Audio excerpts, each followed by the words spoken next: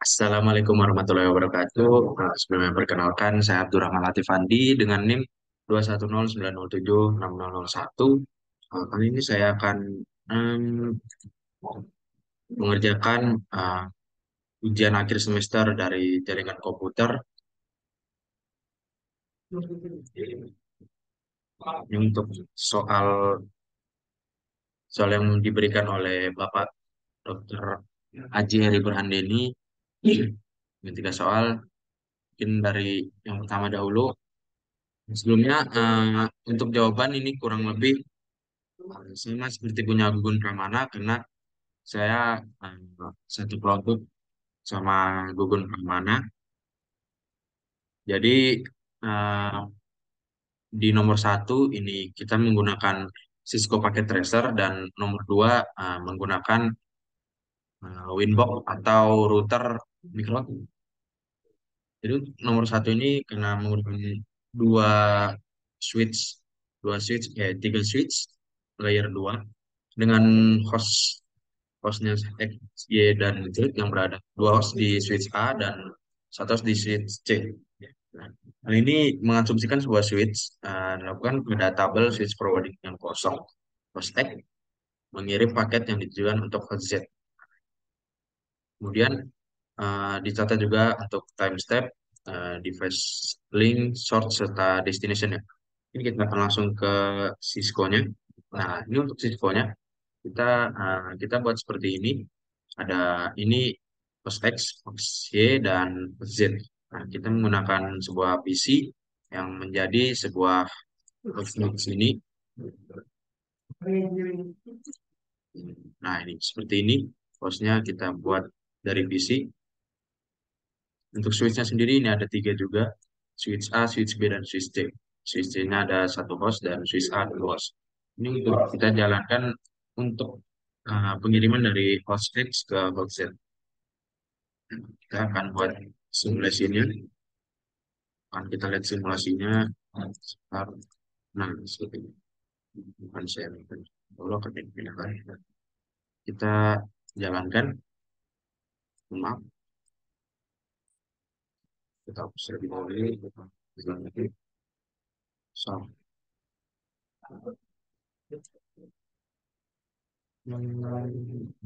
terus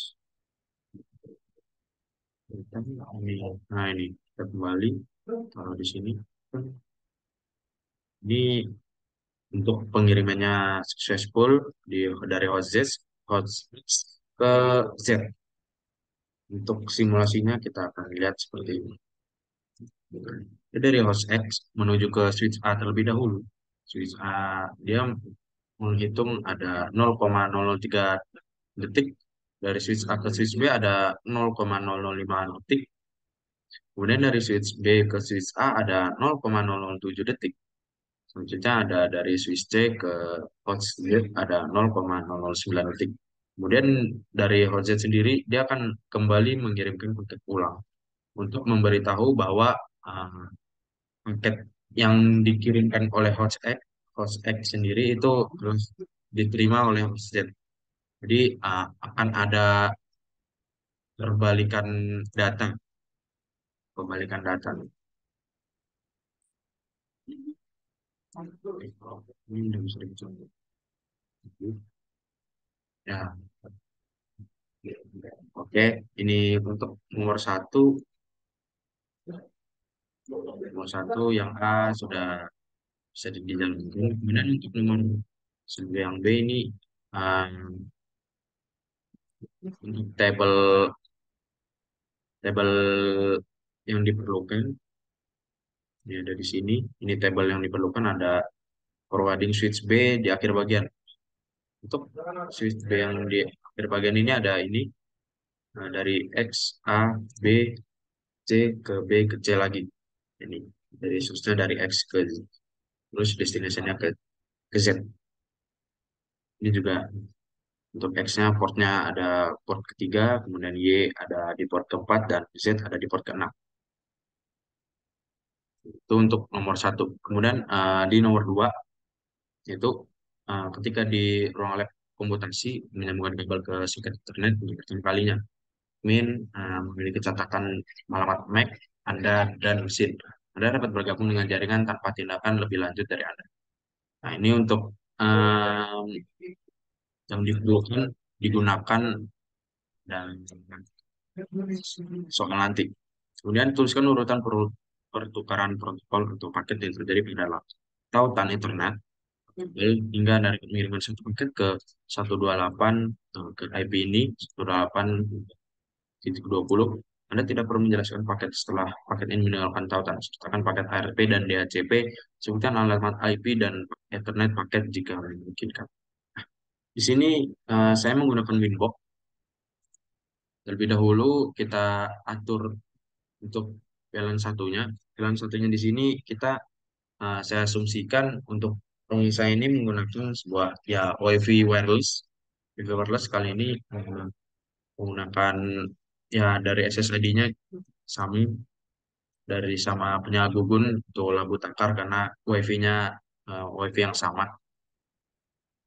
Dan ini karena sudah didapatkan, makanya di sini ya, samalah untuk menemukan sebuah WiFi ini kita ambil dari WiFi yang ini karena WiFi yang kita gunakan di rumah, kita connect, dan ini bisa dimulai. Oke.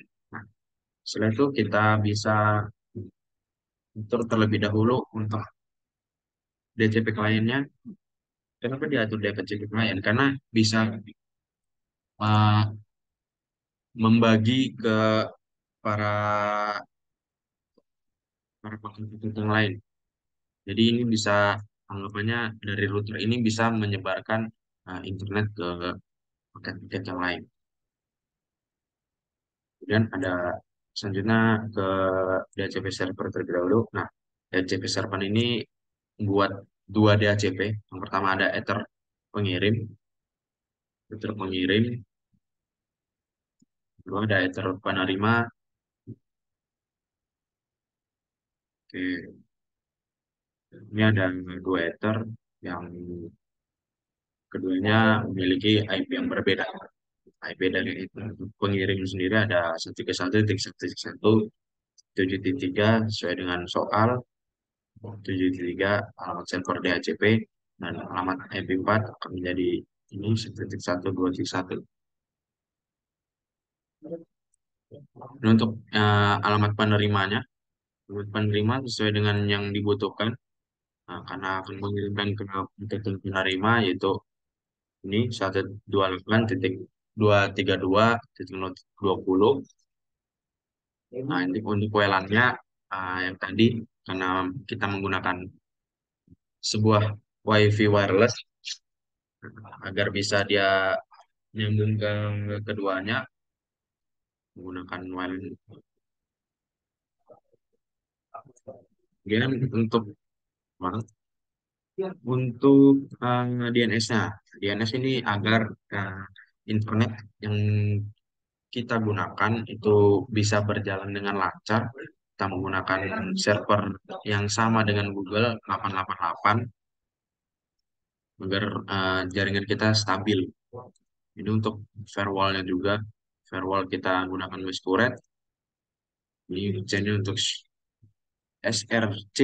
Nih, kenapa kita gunakan itu agar uh, penghubung atau pembatasnya itu bisa ditembus gitu. Anggapannya pembatasnya itu tidak terlalu membandingkan atau membagi dari jaringan yang kita gunakan.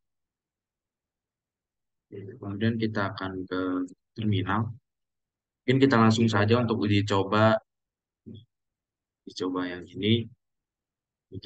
Anda dapat mengirimkan satu paket ke 128 tracking 128 titik 323 232 titik 0.20. Nah, alhamdulillahnya untuk jaringan berhasil mengirimkan paket ke pengirim. Ini anggapannya dia masuk ke paket yang kita inginkan. cukup. Nah, ini kalau diteruskan bakal terus-terusan. Oke, intinya ya paket yang kita kirimkan itu tembus atau terkirim ke IP yang kita inginkan, IP yang diinginkan. Baik, kita lanjut ke nomor yang tiga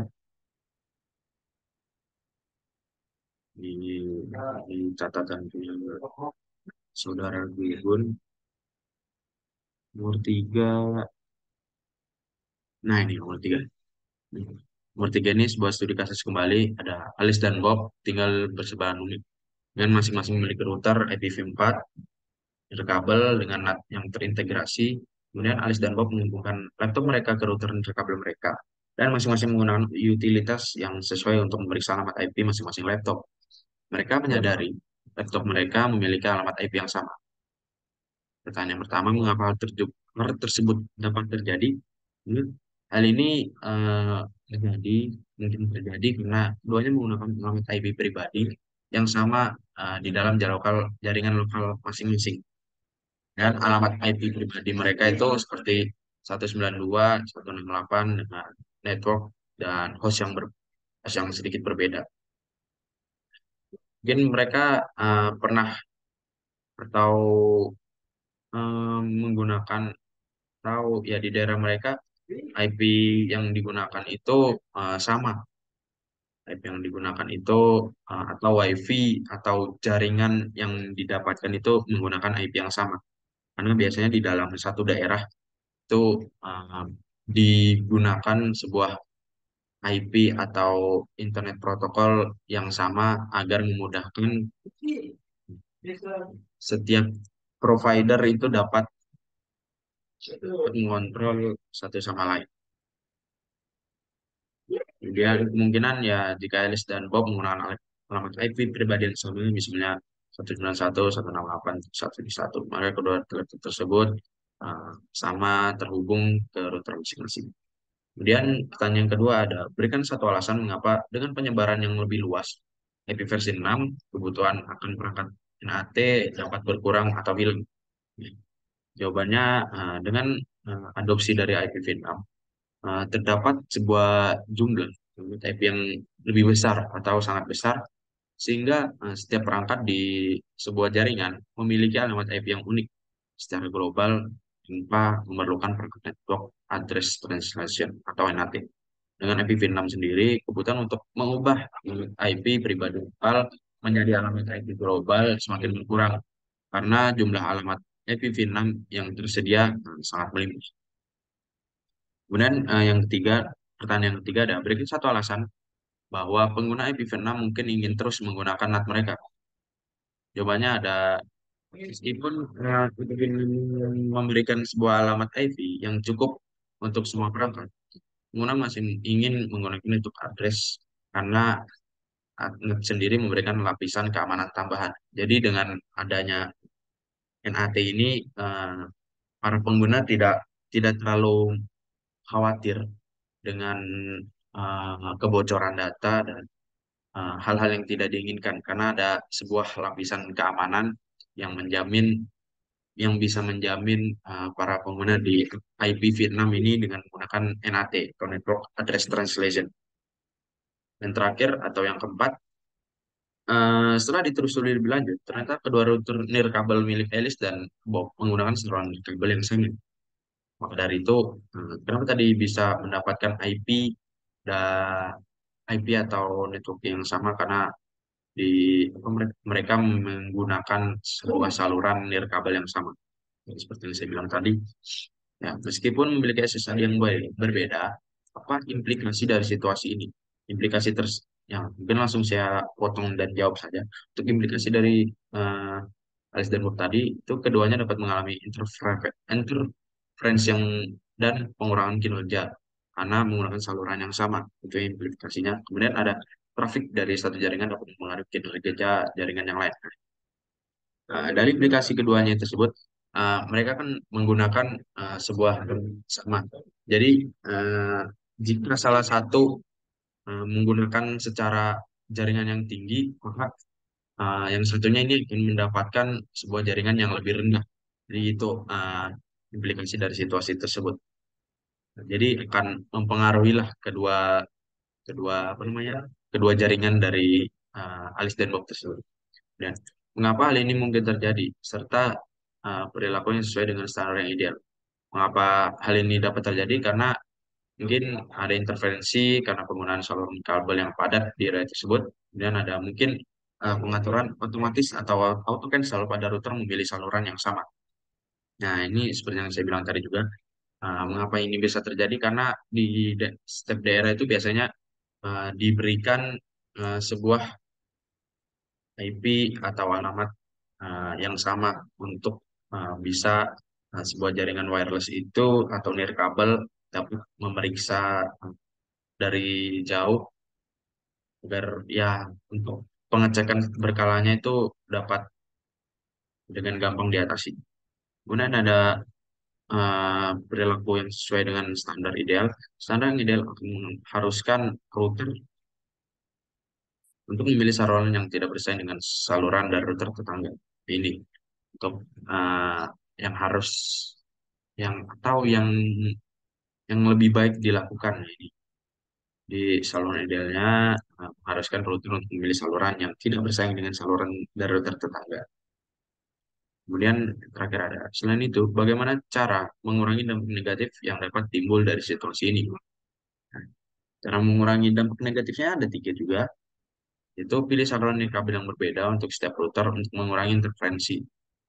Itu ada menu manual untuk pengaturannya secara manual dari saluran nirkabel pada router agar tidak bersaing satu sama lain. Kemudian gunakan perangkat nirkabel yang mendukung teknologi seperti DNS atau DFS, eh, Dynamic Frequency Selection, untuk menghindari intervensi. Nah, jadi jika bisa itu memilih atau menggunakan jaringan yang berbeda dengan satu sama lain, walaupun agak sulit memang karena setiap jaringan itu biasanya di daerahnya sudah ditentukan untuk IP serta eh, jaringannya itu mendapatkan alamat yang bersama.